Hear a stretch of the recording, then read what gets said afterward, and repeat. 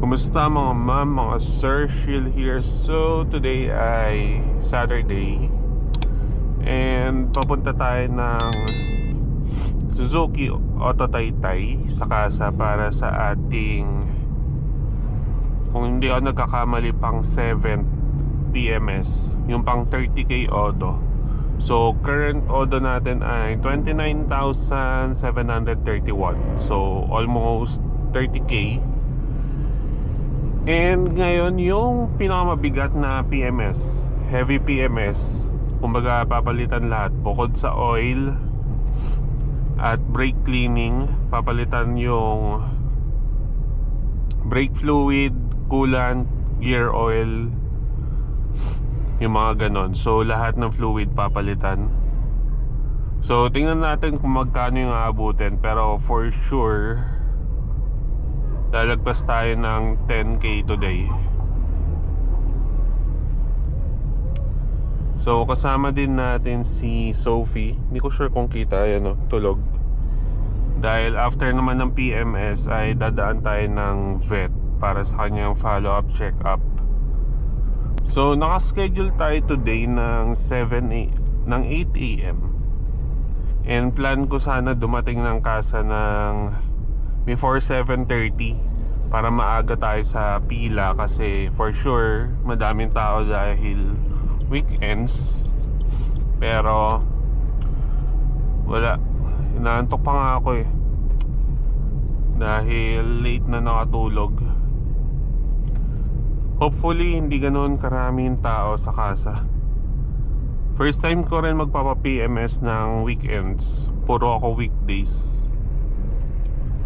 Sinubukan ko na dati mag-weekend, kaso sa sobrang dami ng tao kinancel ko, tapos umuwi ulit ako. Pinalipat ko na ang weekdays. So yung casa ay ayan, hindi ko sure kung kita nyo. Ayan, yung Suzuki na logo nasa left side. So U-turn tayo sa may Wilcon banda.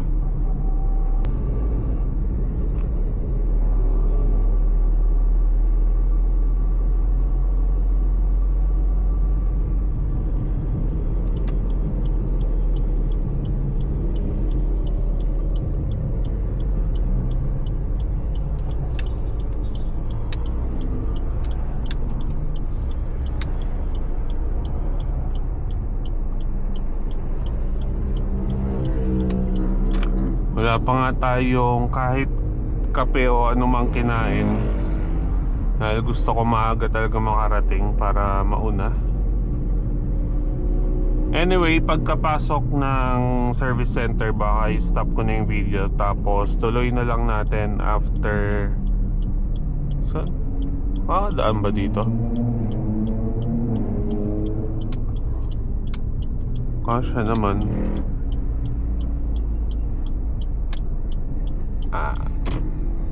May mga lupa-lupa sa gilid.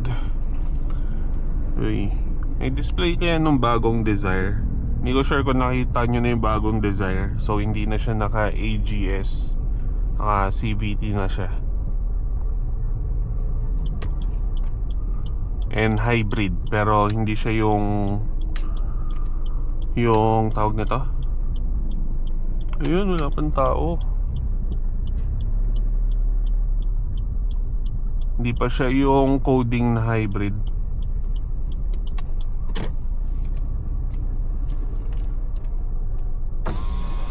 Yan na po, sir. Sir na mag-aayos niyan. Sige pa. Sir, paiwan na lang susi niyo po, ano? Aba, iwan ko na lang po dito. Thank you. Okay, mukhang pangalawa tayo sa pila. Grabe yung tama nung Suzuki dun, nung espresso. Pumatok yung airbag. Anyway, update ko na lang kayo mamaya. Gising na si Sophie, ayan. Ayan, para kita yung Sophie. So, gate pass.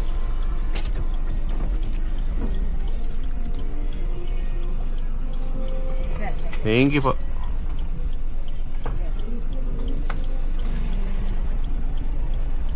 Thank you.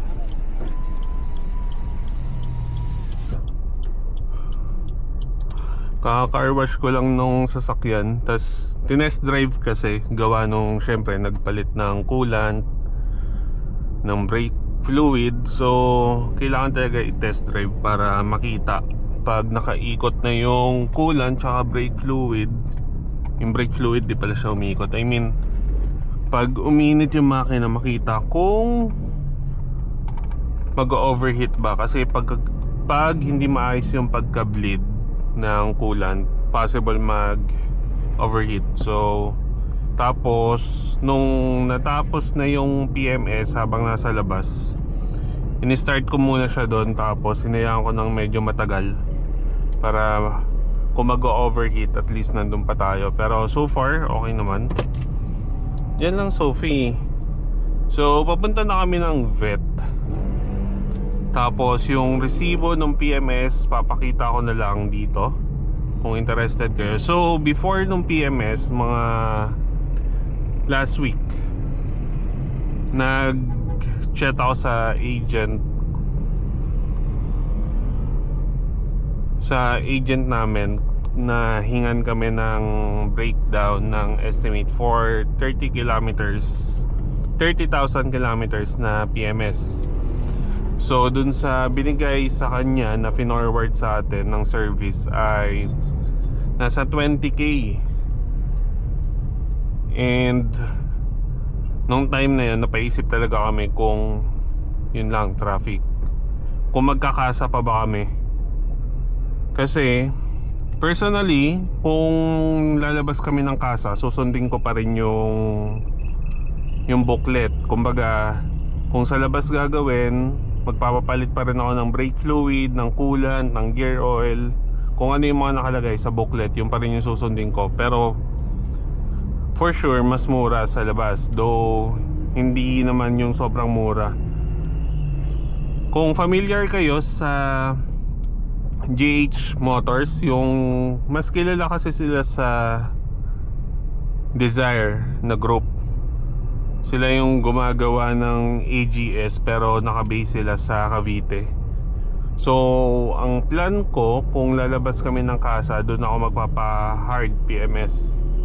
Pero sa kanila, meron silang auto-reply eh. Yung PMS ay na hard ay 5K. Pero yung sa coolant, gear oil, ganyan, labor lang, hindi pa kasama yung fluid. So bibili ka pa ng fluid. Though mura lang naman ang coolant tsaka brake fluid. So gagastos ka siguro more or less 6 to 7K kung sa labas. Pero yung sa atin, yun nga, binigay sa atin 20k nung una. Then ngayon, napababa natin siya. So, ang bill natin is nasa 12k. So, nasa 8k yung nawala. So, malaki na rin.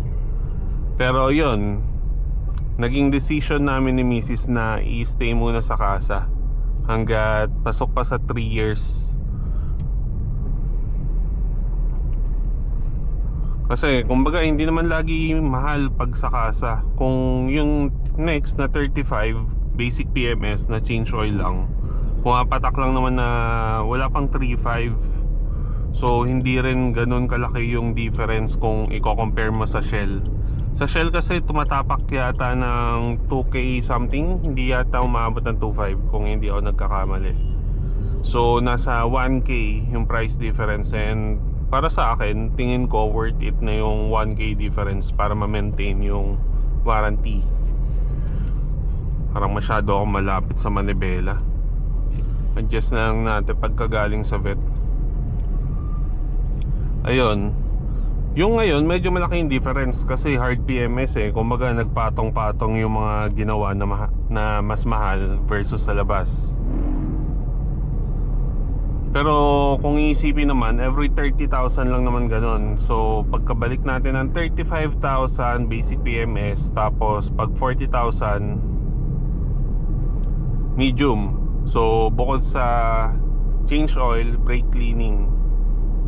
Tapos kaya rin umabot ng 20k yung una, maraming add-ons eh. Yung engine treatment, engine flashing, engine wash. Tapos meron pa nung sa aircon eh, yung antibacterial chuchu. Tapos meron pang, alam niyo yung pausok sa aircon. Minsan libre lang sa car wash yun eh. Pero ayun, yung mga ganun pinatanggal ko.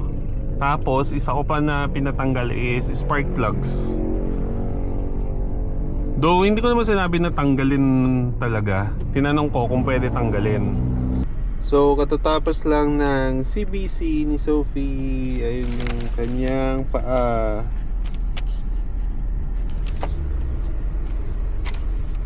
So nakakatuwa kasi meron na rin mga subscribers sa YouTube na nakakakilala sa kanila. Meron mga nagko-comment na nangangamusta sa kanila. Kahit sa Facebook, meron mga nakakakilala sa kanila pag binabanggit tayo or minimension tayo. Tapos merong pets. Ayan. So nagpa-CBC siya kasi nag-CBC siya last 2 weeks ago. Kasi bigla siyang nanigas. Tapos sinugod namin na emergency dito. So dito kami nagpapa-vet kasi malapit na vet clinic sa amin. Walang x-ray, walang, more on vaccine lang sila. So dito pa kami sa Taytay, from Binangonan kami. So 1 hour yung travel. So yun, panic kami malala. Nanigas siya bigla. Tapos nung dinala dito, nakita sa CBC na baksak yung platelets niya. So sinasabi baka related sa mens niya, pero dati kasi nagkaano na rin siya, blood parasite. So yun yung dalawang nakikita na reason. Pero ayun, malaki na yung in-improve sa platelets ni Sophie. Na Sophie, below normal pa rin yung platelets niya, pero sobrang laki na ng in-improve. Konti na lang, normal na siya. So yun, pauwi na tayo. Nakalis na tayo ng vet. Namatay pala yung camera ko bago kami dumating ng vet. So yung sinasabi ko kanina is yung service advisor na inabutan ko doon simula nung kinuha tong espresso ay si Sir IC. So nangyari kasi nung 10K Odo na PMS, tinanggal niya yung spark plugs. Siya na yung nagsabi that time na tatanggalin yung spark plugs. Tapos sa 20K na lang palitan. So tinanong ko ngayon kanina kung pwede bang ganun ulit. Kumbaga naka 10K na ulit, di ba? So tinanong ko kung pwede bang tanggalin ulit yung spark plugs, tapos papalitan na lang siya sa 20K, which is okay ka lang? Which is nag-okay naman siya. So yun, tinanggal. And correct ko lang, no, yung total pala natin is nasa 12.5. So yun. Tapos isa pa na pinalitan nun sa atin is air filter, yung sa engine mismo. So yung luma nandito sa likod. So nakita naman natin nung pinalitan mismo. Kasi sa Suzuki Auto Taytay, glass lang yung pagitan. So makikita mo habang ginagawa. Actually pwede mo rin lapitan kung may concern ka. Tapos yung luma nating air filter ay nandito sa likod. Hiningi natin kahit wala naman tayong gagawin dyan. Tatapon lang din natin. Pero gusto ko lang makita. Pero yung sa air filter kasi binubugaan ko yan, pati yung cabin filter. So may luma na akong video kung paano ko siya ginagawa, kung gusto nyong gawin. So yung cabin filter, nalinis ko na rin naman yan before PMS. Kasi nilinis ko yan nung nag-summer, para at least hindi sobrang dumi yung air filter natin yung cabin filter natin during summer. Hindi hirap yung aircon. So binugahan ko din yan. Tapos yung air filter na pinalitan, mura lang siya, 550. Parang mas mura pa nga yata siya kaysa sa motor. I mean na genuine. Pag filter kasi, maselan ako pagdating sa filter. Kahit air filter, oil filter, hindi ako basta bumibili online. Kasi medyo kalat yung fake na products pagdating sa filter. Normally sinasadya ko yan sa kasa, kahit sa motor. Sa NMAX ko before, pag nagpapalit ako ng air filter, sinasadya ko sa kasa para sure na 100% na original kahit mas mahal ng konti sa online. At least kampante ako na original. So ganun din yung ginagawa ko pagdating sa sasakyan.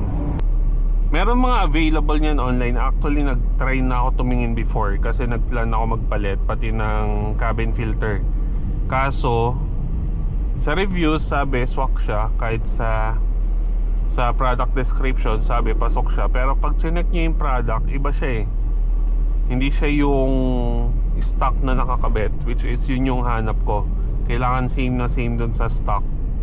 Kahit yung part number, sinisilip ko kung same ba talaga. Kapag hindi, nagpapas na ako. Common question na nakikita ko sa Facebook group, tsaka sa ibang comments sa YouTube ay kung sa kasa pa rin ba sila magpapa-PMS or sa labas na. Actually, depende kasi sa inyo yan. Parehas may pros and cons yan. Kung sa kasa ka, mas mahal. Pero kapag may nangyaring defect, covered ng warranty. Pero hindi lahat ng parts ay covered ng warranty. Nasa service booklet din kung ano yung hindi covered. Normally yung mga filter, syempre hindi covered yan kasi consumable. Yung mga part ng under chassis na may rubber, hindi rin kasi kumbaga normal na tear and wear yan. Yung mga ganong product, nandun may listahan doon sa service booklet, makikita nyo doon. Then kayo na mag-decide kung para sa inyo ba worth it magkasa pa din for the peace of mind, or gusto nyong lumabas kasi kumbaga yung matitipid nyo sa labas. Kung may masira man, mako-cover nun yung sira. Pero yun, depende talaga sa inyo. Kami kasi ni Mrs. galing kami sa lumang sasakyan, Starex. Medyo ilang beses ko na siya nabanggit sa video. And year model noon 2007. Tapos sumabot sa amin na naglitawan yung sira. Medyo sunod-sunod. Una yung compressor, sumunod yung steering pump. Ayun, kaya medyo may ano, lalo si Mrs. may ano na siya kapag may mga sira. Kaya sa kanya medyo lamang na magkasa. Yun din yung reason kaya kami nag-brand new na. Kung saan kayo makakatulog ng mapayapa, pera nyo naman yan, sasakyan nyo naman yan. Pero ang ano ko lang, kapag kukuha kasi kayo ng sasakyan, i-consider nyo rin yung maintenance or yung PMS cost. Kasi kasama talaga yon sa pagbili ng sasakyan. Hindi lang yung presyo ng sasakyan yung tinitignan kapag bibili. Dapat sine-check nyo rin yung cost ng PMS. Siyempre, mas malaking sasakyan, normally, mas mahal ang PMS. Tapos, meron din ako nababasa sa mga group na sinasabi na parang masyado pang bata, pinapalitan na. So, pag ganun, sinusunod kasi doon yung service booklet. Makikita nyo naman doon every 5,000 kilometers ano yung mga kailangang palitan, every 10,000 ano yung mga kailangang palitan. Ngayon, kung meron dun sa estimate sa inyo na nilagay na hindi naman kasama dun sa required, dun kayo mag-react. For example, yung mga sinabi ko kanina na mga treatment, mga flashing, yung sa aircon na wala naman dun sa booklet, so pinapatanggal ko. Imagine 20k unang estimate nung una ko na-receive yung estimate before ako magpa-PMS. Then napababa natin ng 12.5 gawa nung pinatanggal ko yung mga hindi naman kailangan, hindi naka-indicate sa service booklet. So may mga ganun kasing cases. Kailangan lang maging aware kayo kung ano ba yung required. So kapag sinabi na on time, hindi yung hindi yung every 5,000 kilometers din lang din. Meron kasi mga sasakyan, I'm sure na marami, meron ako nakikita sa group na hindi talaga gamit na gamit yung sasakyan. Kaya doon pumapasok yung 4 months. Di ba sabi, 4 months or 5,000 kilometers, whichever comes first. Doon pumapasok yung 4 months. Kasi hindi porket hindi ginagamit yung sasakyan, meaning hindi tumatakbo din yung odo, hindi nyo kailangan magpalit ng oil. Syempre yung oil, naluluma yan. Kaya nandyan yung 4 months na kailangan magpalit. Also, yung sinasabi na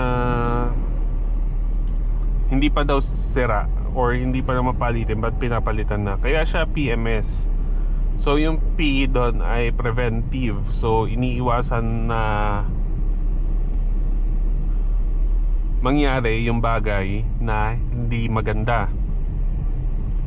So kahit hindi pa sira, once na meet na niya yung criteria, papalitan na siya. Hindi yung hihintayin pa masira. So ganun nagra-run pag sa kasa.